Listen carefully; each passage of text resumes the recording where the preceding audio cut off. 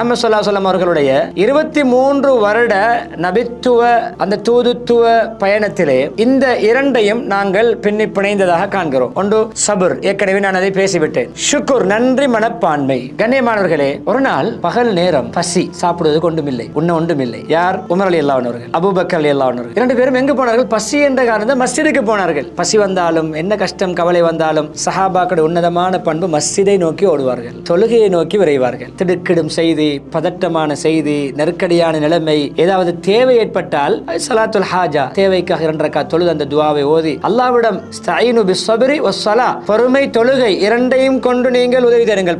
தொழுது கொண்டே இருக்க வேண்டும், துஆ கேட்டுக்கொண்டே இருக்க வேண்டும், கிடைக்கும் வரை பொறுமை செய்ய வேண்டும். 2 ரக்காத் தொழுத உடனே வானத்திலிருந்து ரிஸ்க் கொட்ட வேண்டும் என்று எதிர்பார்க்க முடியாது. அப்படி அல்லாஹ் நம்முடைய ஈமானை வைத்து உதவி செய்யலாம் என்றாலும் தொழுது கொண்டே இருக்க வேண்டும், துஆ கேட்டுக்கொண்டே இருக்க வேண்டும், கிடைக்கும் வரை பொறுமை காக்க வேண்டும். இரண்டும் இணைய வேண்டும். உமர் ரலியல்லாஹு பார்க்கிறார்கள், தெரிந்த ஒரு பொண்ணுக்கு அபூபக்கர் வந்தார்கள். என்ன? தொழுகை இல்லாத நேரம், மஸ்ஜிதிலே அமல் இல்லாத பொதுவான வேறு நேரம், பசி. உங்களுக்கு என்ன காரணம்? எனக்கும் பசி. 2 பேரும் பார்க்கிறார்கள். 2 பேருக்கு நல்லாகவே அறிமுகமான பரிச்சயமான ஒரு முகம் வருகிறது. ஒரு மனிதர், யார்? மனித புனிதர் முஹம்மது ஸல்லல்லாஹு அலைஹி வஸல்லம். 3 பேரும் பேசுகிறார். யார் சொல்ல? என்ன இந்த நேரம்? அவர்கள் அபூபக்கர், உமர், என்ன இந்த நேரத்தில் மஸ்ஜிதிலே பசி? யார் சொல்லலாம்? நீங்க என்ன? யாரும் சொல்லலாம் இந்த நேரத்தில் பசி? உங்களுடைய காரணம் தான் என்னுடைய காரணம். அன்சாரி தோழருடைய வீட்டுக்கு போனார்கள். அவர் வீட்டில் இருக்கவில்லை, மனைவி இருந்தார்கள். குறுகிய நேரத்தில் வந்து விட்டார். பேசிக்கொண்டிருக்கின்ற பொழுது உடனே போய் சஹாபாக்களுடைய உன்னதமான பண்பு வீட்டுக்கு வந்தவர்களை பசியாற்றுவது, உடனே போய் ஒரு ஆட்டை அறுத்து அவசரமாக உரித்து அதை சமைத்து உணவு ஏற்பாடு செய்தார், விருந்து உபசாரம் ஏற்பாடு செய்தார். அந்த பசியாக தன்னிடத்தில் சாப்பிடுவது கொண்டும் இல்லாத பொழுது அந்த அன்சாரி சஹாபி போட்ட விருந்தை சாப்பிட்டு விட்டு நபி ஸல்லல்லாஹு அலைஹி சொன்னார்கள், எல்லோரையும் பார்த்து,